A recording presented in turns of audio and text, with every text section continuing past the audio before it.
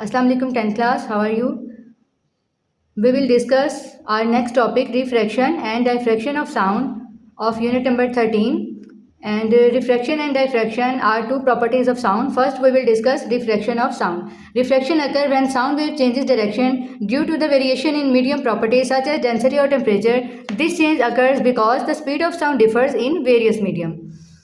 बेटे इसमें हम डिस्कस करेंगे कि जब साउंड वेव्स अपनी डायरेक्शन को चेंज कर लेती हैं, क्योंकि मीडियम की प्रॉपर्टीज चेंज हो रही हैं.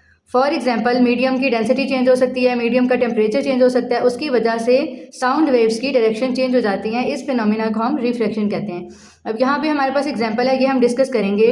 जब साउंड वेव्स एयर से वाटर में एंटर हो रही हैं, अब हमें पता है एयर की डेंसिटी कम है, वाटर की डेंसिटी ज़्यादा है.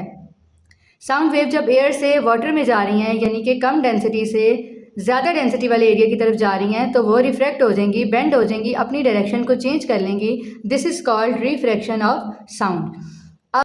जैसा कि हमने प्रीवियस लेक्चर में भी डिस्कस किया था कि एयर के अंदर 25 डिग्री सेंटीग्रेड पर स्पीड ऑफ साउंड 346 मीटर पर सेकंड है और वाटर के अंदर स्पीड ऑफ साउंड 1498 मीटर पर सेकंड है.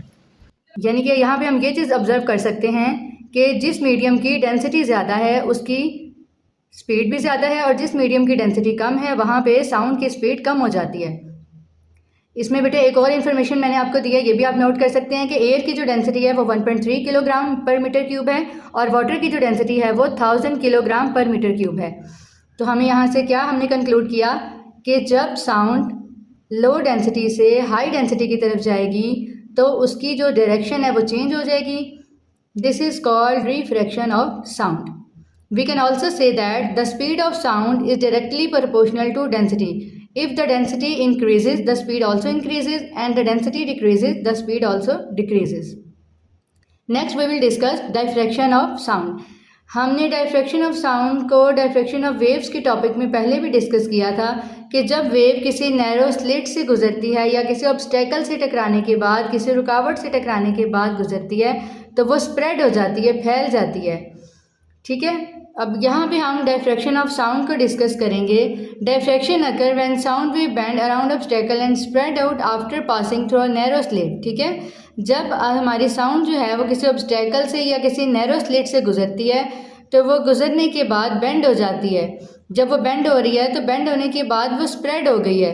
एग्जाम्पल को डिस्कस करेंगे. If someone is speaking from behind the wall, अगर कोई शख्स दीवार के पीछे खड़ा हुआ है और उसकी आवाज़ हमें सुनाई दे रही है. अब उसकी आवाज़ जो है वो दीवार से यानी कि ऑब्स्टेकल से टकरा कर हम तक आ रही है, लेकिन उसकी आवाज़ क्योंकि स्प्रेड हो गई है तो स्प्रेड होने की वजह से उसकी आवाज़ हमें सुनाई दे रही है. The phenomena of spreading is called diffraction of sound. Diffraction की प्रॉपर डेफिनेशन को अगर हम डिस्कस करें, diffraction is the bending of sound wave around obstacle और through slit. It allows sound to spread out and be heard even when the source is not directly visible. Diffraction क्या है? Sound waves की bending है, sound waves का झुकाव है कि अगर साउंड वेव्स किसी ऑब्स्टेकल और किसी स्लिट से गुजरने के बाद बेंड हो जाती हैं, इस फिनोमिना को हम डायफ्रैक्शन कहते हैं.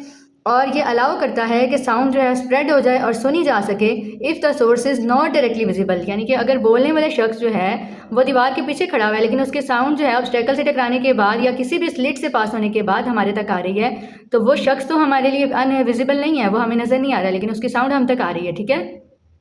तो इसके लिए साउंड के पास होने के लिए ये शर्त ज़रूरी नहीं है कि सोर्स भी हमारे सामने मौजूद हो.